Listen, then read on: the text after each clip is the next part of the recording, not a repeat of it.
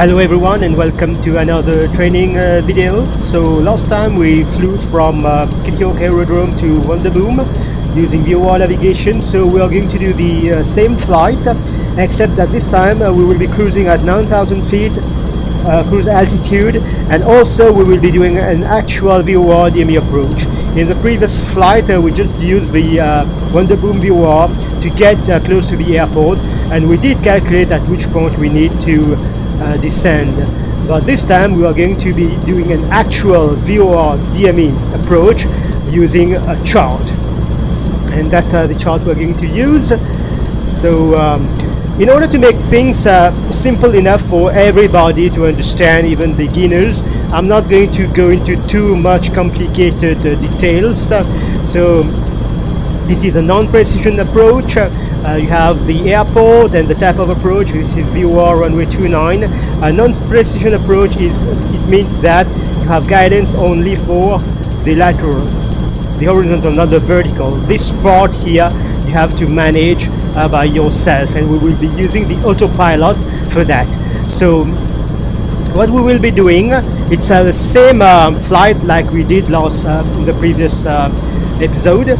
So when we will be flying towards the Wonderboom VOR, this time we will be tracking this radial here, which is actually radial 104, but in our helicopter we will have to set a course of 284 because we will be coming from here to there.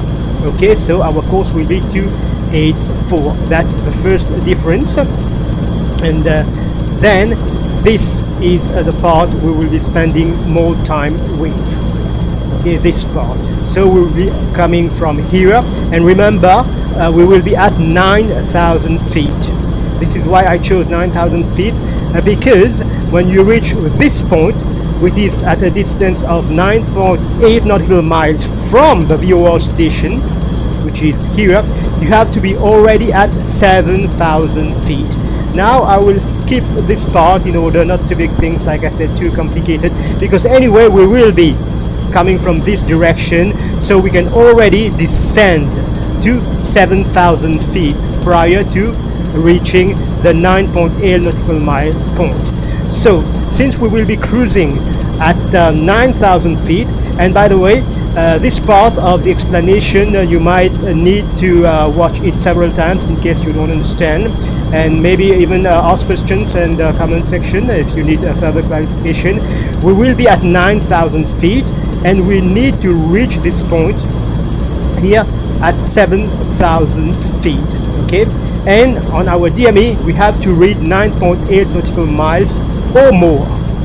Okay, so how do we do this? From 9,000 feet to 7,000 feet, that's 2,000 feet. And if we use the 3-to-1 rule, we'll need 6.6 nautical miles to go from 9,000 to 7,000. So that's 6.6 nautical miles. And we have to reach the 9.8 nautical miles from the VOR. So if you take the 6.6, you add it to the 9.8, we will have to begin our descent at 16.4. That is 9.8 plus the 6.6. It gives us 16.4. So when our DME reads 16.4 nautical miles from the VOR station, we need to start our descent to 7,000 feet, and ideally we want to reach this point before 9.8 nautical miles. Okay, I hope this part of the explanation was clear. And then from this point here to the FAF, which is at 4.3 nautical miles from the VOR station still, we need to descend to 5,300. So this time we take 7,000 minus 5,300, it gives us 1,700 feet. And this will require 5.6 nautical miles to go from this point to this point. Okay, and at this point the DME should read 4.3. So if we take 4.3, we add it to the 5.6 we just calculated, we get 9.9. So we will have to start our descent somewhere here at 9.9 nautical miles or more. Ideally, you want to start a little bit more than 9.9 so that you have time to reach the 4.3 distance at 5,300, 4.3 or more. Once again, like I said, if it sounds too complicated, watch this part several times, and I think when we will be doing the actual flying, it will be a little bit more clear.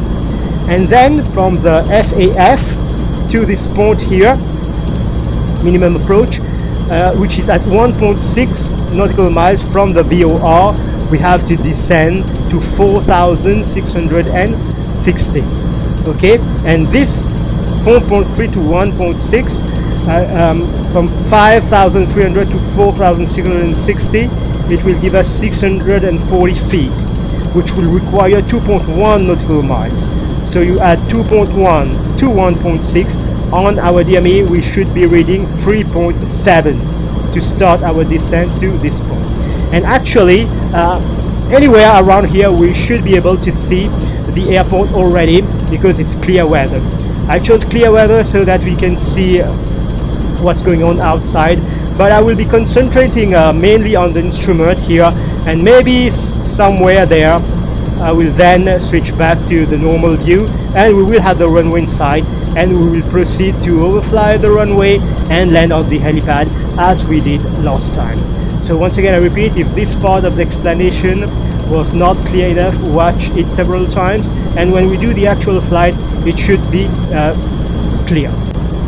So what we're going to do now is going to prepare ourselves for the flight. So it's still the same flight plan.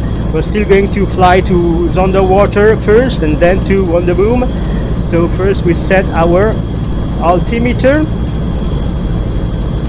which is FAKT. No, that's not what I'm looking for. So let's zoom more. I need the information of the airport. There you go. So it is 10:21. So I did the previous flight yesterday, so today it's the same weather. So we had 10:21 yesterday too, and there we go. That's step number one. Now step number two. Since we didn't do any flight, we still have the same frequencies here. The 114.3 is for Zonderwater, and we're going to select it. The 112.2 is for the Wonderboom, and you can change the frequency using the knobs here, and you will figure out how to do it on your helicopter. And now let's check. Yeah, we have enough fuel. I am on SAS, and as you can see here, we have to arm VOR-1, and the course is going to be, let me see, to Zonderwater it's going to be 48. So we set the course of 48 here, and I will also be setting, oh, I really prefer the clicking. I will also be setting my heading bar to 48 like this. Okay, so we are ready for departure. As you can see, the leg shows 11.6 nautical miles, and the DME also is reading 11.6 nautical miles. Okay, so everything is fine for the moment. So remember that we will be climbing to 9,000 feet as our cruise altitude. So let me check. Yep, everything already. I already opened the throttle. Okay, no problem. So we are ready for the flight. So same thing as we did yesterday. We will hover taxi to the taxiway there and then take off.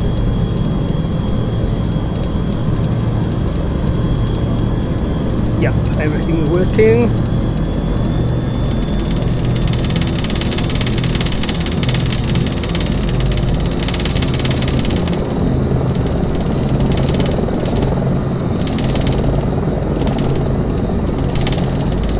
Go. Let's hover taxi to the taxiway there.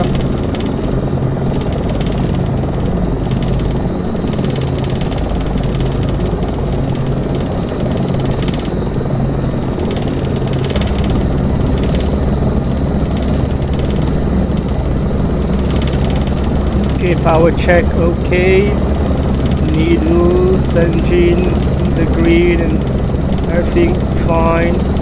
So now I will just let the helicopter gain some airspeed, not raising the collective. And with transitional lift, the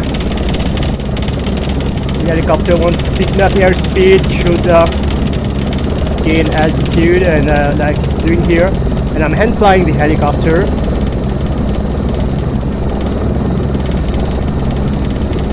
And turning to a heading of 048. Let's establish around 60 knots and still hand fly the helicopter for a while, centering the ball. Keep that heading, and then we will engage the autopilot, so it will capture the current, altitude and airspeed. And let's see if it switched to ATT. Yeah. So now let's first take care of the airspeed, which is going to be 80, and then our altitude, which is going to be 9,000.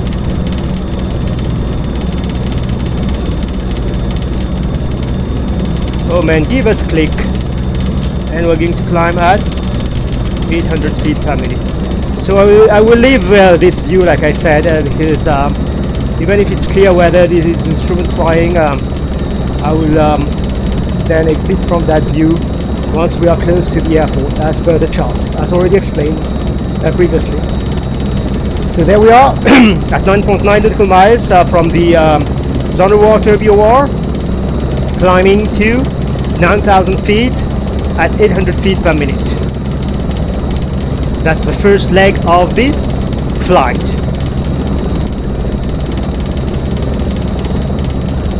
And I wanted to do the flight from the beginning instead of just picking up from the underwater and then just doing the VOR-DME approach. Maybe it might help some people understand better how the VOR-DME approach works if they see the entire flight.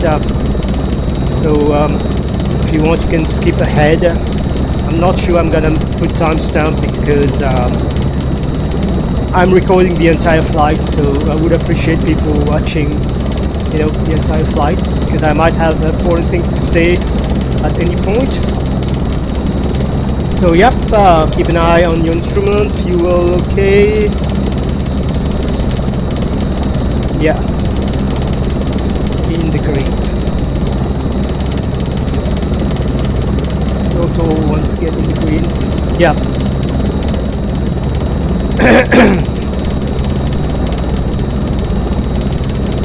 I could actually turn this one on too, no problem. Even if it's not using this one, it's using this one. So 9,000. So the leg from the underwater to Wonderboom is 18 nautical miles, and as per calculation, we have to reach this point here, the 9.8 nautical miles at 7,000 feet. We have to begin the descent at 16.4 nautical miles on the DME. So the leg is 18 nautical miles. We should have time to set up everything before we start our descent. So we'll just do this portion of the flight as we did last time.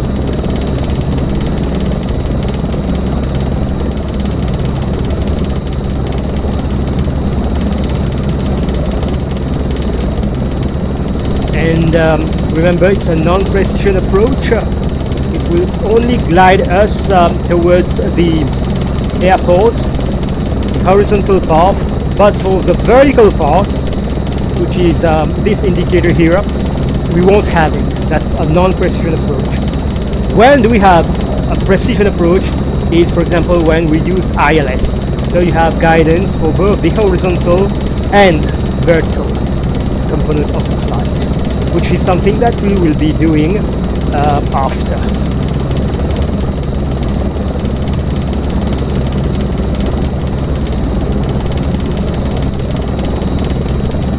So remember, we are still on 1021 as per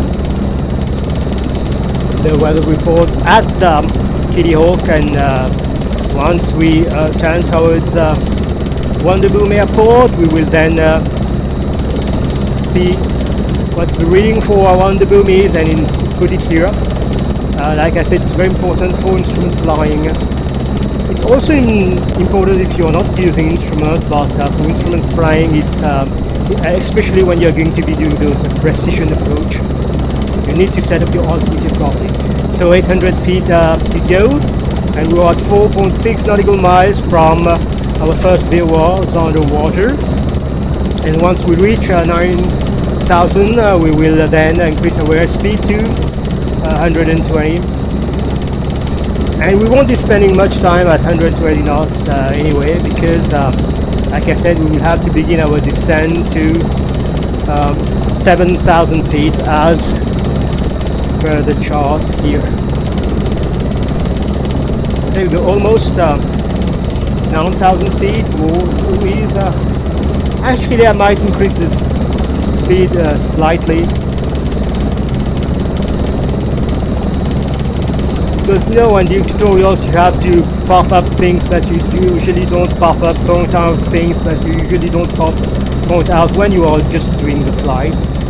So yeah, it has already captured the altitude here, reaching 9,000, so I might just go ahead and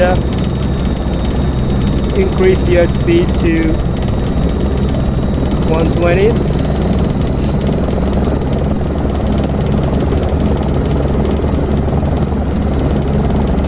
Now, reason why I have the heading bug also there, it's because one, it's stop getting signal from the VOR station. I will switch to heading mode. Okay, so it will be around, I like to do it at around 9.5 to 1.5 to 1 nautical mile. So I'm gonna do this very soon actually. Sometimes I might even do it earlier. So there we go. I might, as soon as I see the needle start to fluctuate, I'm already prepared. As soon as the needle starts to fluctuate, I'm switching to heading mode.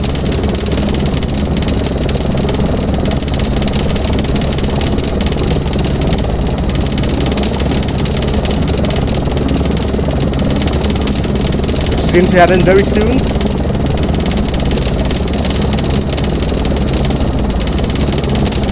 There we go. Now I'm switching to heading mode, so it's not tracking this anymore. Now come next step. So we need to switch to the Wonderboom frequency, which is 112.20. First step. Second step is set our course. As we saw here, we need to select a course of 284. Okay, so the course is going to be 284. Where are you? Oh my god, give us clicks, not click and drag. There we go. And now I'm gonna use the heading bug, to make the helicopter turn. As you can see here, it's turning like this. So that's going to capture that horizontal deviation bar a little bit more easier. So it's going to be flying this way as per the heading bug. And once I see that the deviation bars, I can already, I've already positioned it properly. I can already switch to nav mode now, and as soon as it captures or it aligns the horizontal deviation bar with the needle, we are then going to be heading towards the Wonderboom VOR on radial 104, which is for us a course of 284. And we are at 17.6, so I can already start to reduce my airspeed to 80, and then select 7,000,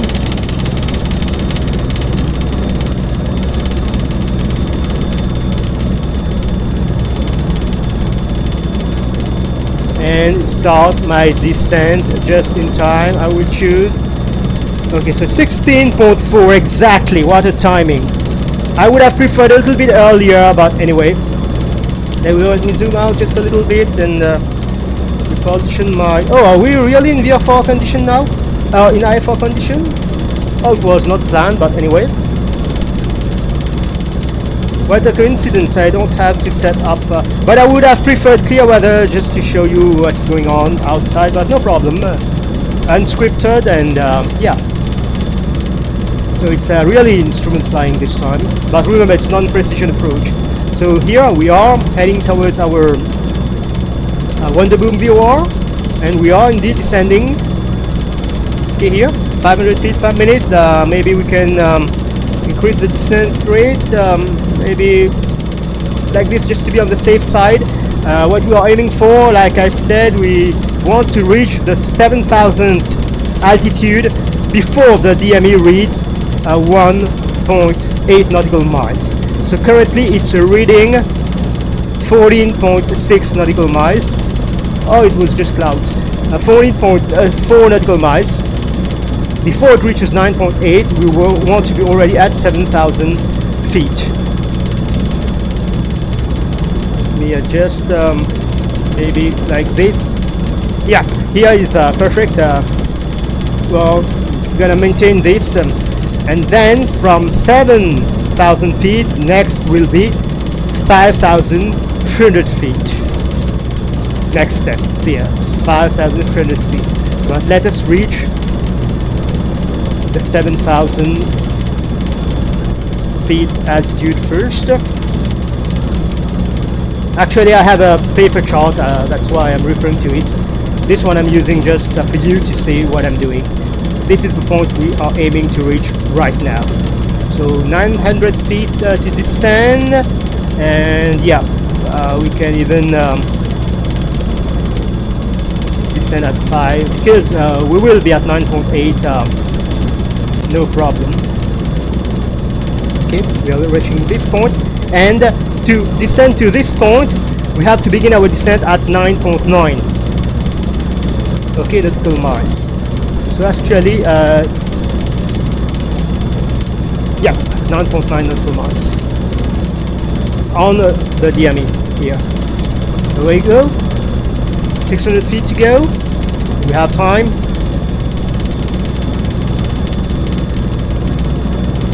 $500. We are at 80 knots, and especially when doing it.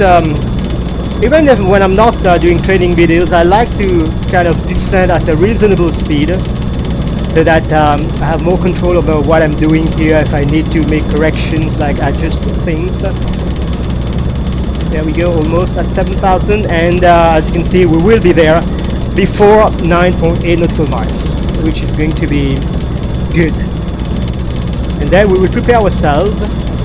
Once it captures that altitude here, we can already prepare ourselves. There it goes. It has already captured the 7,000, so we can make changes here. So it's 5,300. So let's do this. 5,300. It's not going to descend to 5,300. We're just preparing it for 5,300. And we should begin our descent once this reads 9.9. Remember, so very soon. Okay, so we can already start.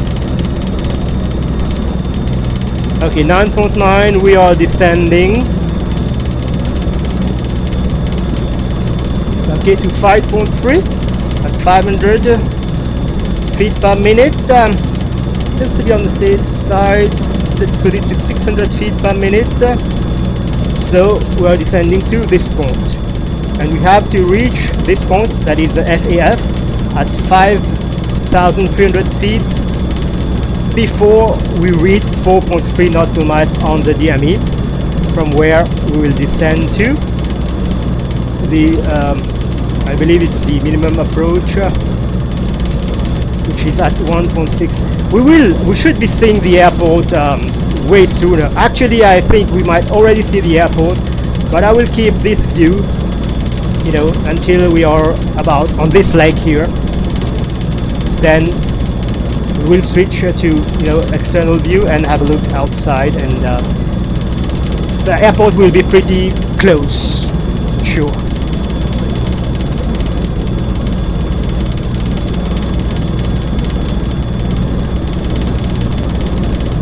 So if you're new to this kind of flying, watch the video, and especially the explanation part several times, and try it not necessarily using the same flight that I'm doing. Or you could, it's from Kitty Hawk FAKT to Wonderboom, what's Wonderboom FAWB. Everything is in the description anyway, in South Africa, and the chart also. You just type Wonderboom Airport charts, stuff like that, and you will have the chart for free on the internet if you want to practice exactly the same thing that I'm doing. And how much we should be at? 4.3, 3,500. 4.3, 3,500. Yeah, should be okay. And then the last altitude, as you can see, we have to manage the descent ourselves. That's why it's a non-precision approach. It's only doing this portion of the flight, only the horizontal. The vertical we are taking care of ourselves. Okay, so 4.3. The airport definitely should be visible, but we will continue to descend, and once we made that last change, and then we'll have a look. Definitely we should be seeing the airport, because when you are flying on that portion of the leg here, that's where you need to make a decision. This is the final point. If you reach this point, you still don't see the airport, you go around, like we say. But all the way down here, at any point you see the airport, you can switch to manual flying then, or maybe even before. So there you go. So I'm setting for 4660 altitude. Oh, where did I do? It was already on altitude. Okay, sorry. So should have paid more attention. 4660. My God, give us clicks. Descend.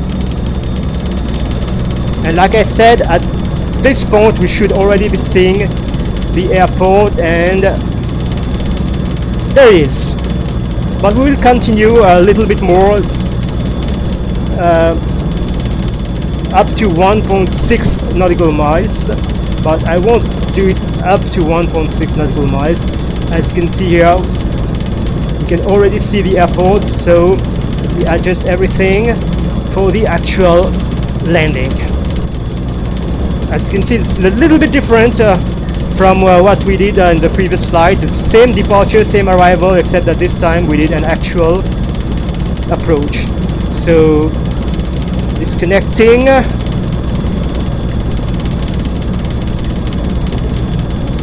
and get ready for that, because once again the collective that I'm using, the thruster, does not move when the helicopter is making adjustments. The autopilot making adjustment, it only move the collective in the helicopter, not the collective that I'm actually using. So that's, you have those little discrepancies, but nothing to kind of worry about. Once again, as you can see, we use the chart, and we are at a proper height, proper altitude. And once again, we're not going to land on the runway, just going to overfly it and then air taxi to the helipad.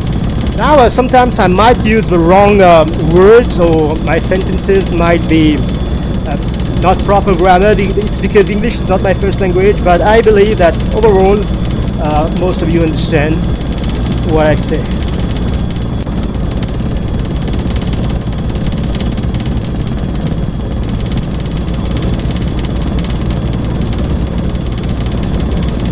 I'm actually realizing I'm making this approach in a helicopter better than some guys do in an airplane.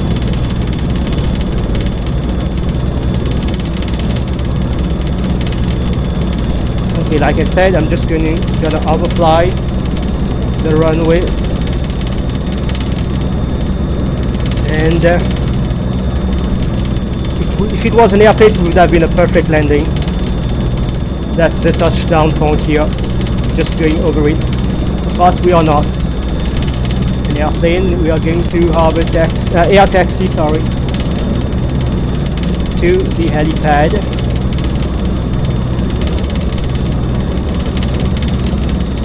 And I'm noticing that the helicopter is requiring a little bit more power pedal than usual, so I have to anticipate this. Maybe the wind, or I did not check the weather properly, to be honest, but anyway, I have to anticipate this prior to landing on the helipad. I'm requiring a little bit more power pedal than usual. So once again, all those things you have to keep in mind.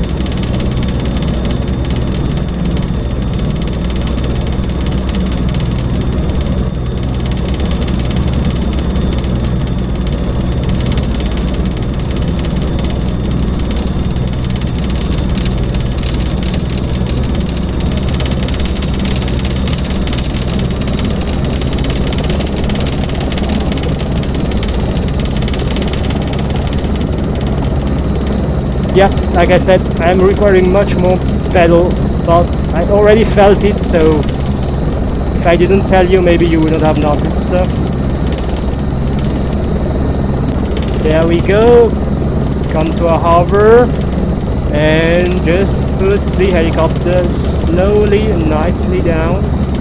Much more pedal than usual. Yep, I guess it's the wind. There you go, slowly. Do not rush this phase. I'm still lowering the collective, still lowering, and as you can see, the helicopter sim. Now I have fully lowered the collective. Okay, but those are things you learn in the basic course anyway. So there you are. Let me just switch off my track IR. There you are. If this was a non-precision approach, the VOR-DME to runway 29 at Wonderboom Airport. So this is how you do a VOR approach, a non-precision approach, remember. So I hope the explanation was clear enough for you to understand, even if you were a beginner. I mean beginner in instrument flying, but at this stage you should already be proficient flying a helicopter, because there is basic, intermediate and advanced course before that. Okay, so if you can't even fly the helicopter, don't blame me. This is beyond advanced stuff. So if you have any questions, maybe after watching this video several times you still can't figure out a few things, I try to keep it as simple as possible. If you have further questions, you can ask in the comments below. So I thank you for watching, and as usual, if you find this video helpful, please like and subscribe, and I will see you in the next video. Until then, take care, bye bye.